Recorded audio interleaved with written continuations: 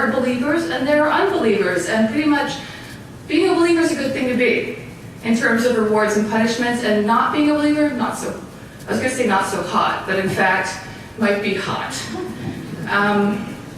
So there's this very ambivalent discourse that's going on. So it's very, very easy when it comes to discussions of human rights or religious rights, which is my interest, to just privilege the beautiful, to privilege the positive, and there's lots to privilege. But it's not an honest investigation.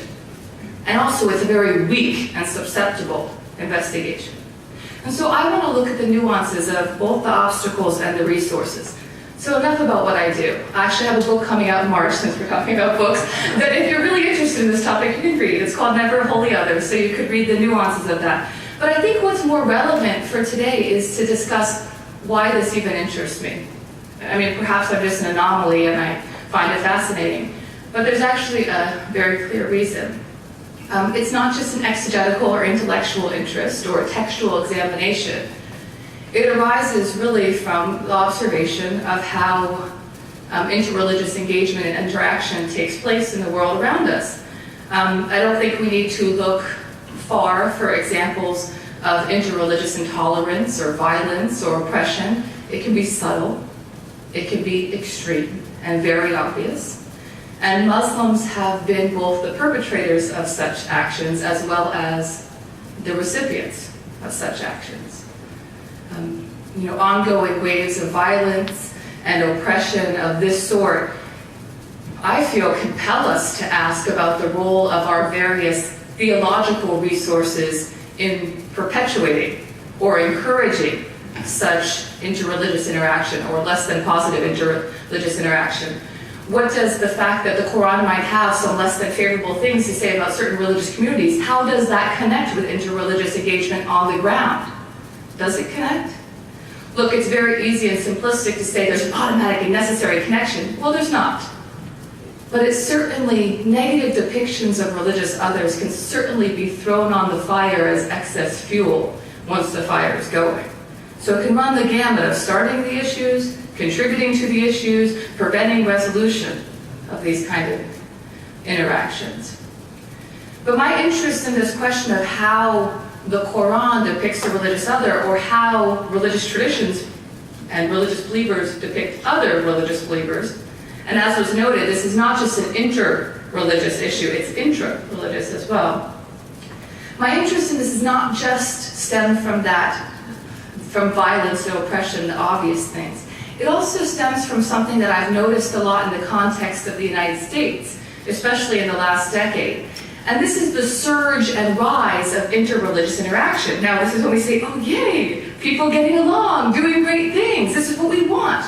Well, yeah, sure, it's what I think it's what we want, right? It's what I want. People working together, doing all sorts of projects that run the gamut from just interreligious dialogue where we learn about each other, but also to a lot of social justice projects and community projects, whether they be relief or medical-related, health-related, education-related. So we look on this, and this is a wonderful trend, and it doesn't seem to be a trend that's going to abate. It seems to be the new norm, and especially among American Muslims, which is the context I'm speaking from, so I will privilege it momentarily. Especially among American Muslims, it seems to be something that's become much more acceptable. It's seen as something good to do. So you say, why would this provoke her to want to call the resources? Well, I'll tell you exactly why. Because among the majority of these Muslims who are engaged in that action, these type of positive, beautiful actions, you will still find exclusive theological claims.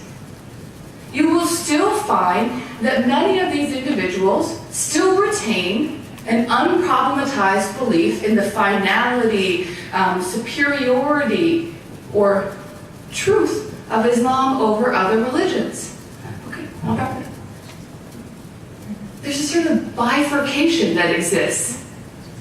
The practical experiences have not had any impact on the theological claims. Now, I know this will be a point of contention for us. This seems like it might be a good way to operate.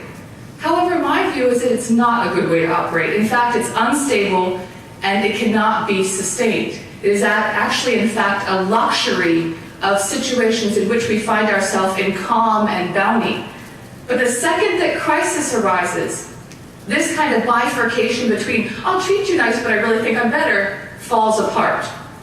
We shore up our religious identities. When we are threatened, we stick to the people we think are like us. And as was mentioned, religious identity is usually at the top of that pecking order for people who have it. Boundaries go up. Not a bad thing in and of itself.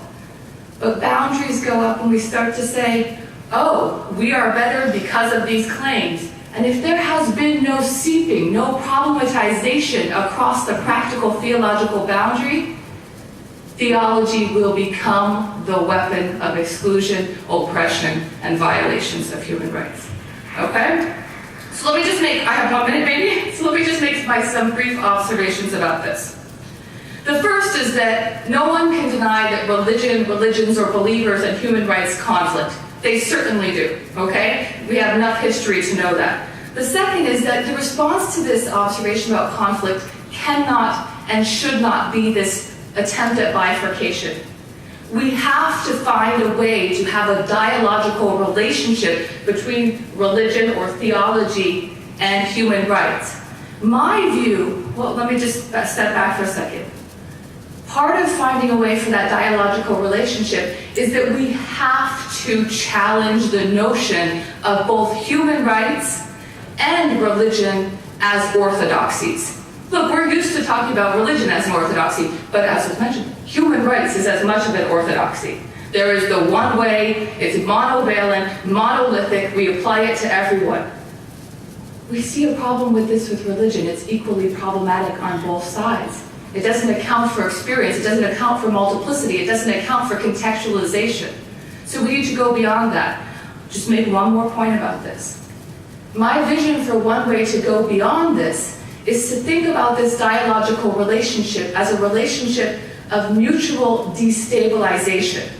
Okay, we don't normally like destabilization. I'm not talking about destruction. I'm talking about destabilization. Human rights discourse should raise issues and questions and challenges that make theologians go, really? Not, oh yeah, we already have that solved, but okay, I come from the Islamic tradition. You want to know what? I sat on a panel last week where someone was asked about homosexuality and the stock off-the-shelf answer was given. Islam, homosexuality? Nope. And you know what I thought? We don't even think about the question. We don't even think about it. This idea of mutual destabilization is about acknowledging that human rights discourse can raise challenges to religion and theology, and that religion and theology can do the same.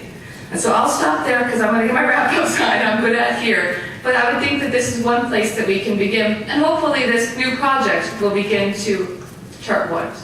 Thank you.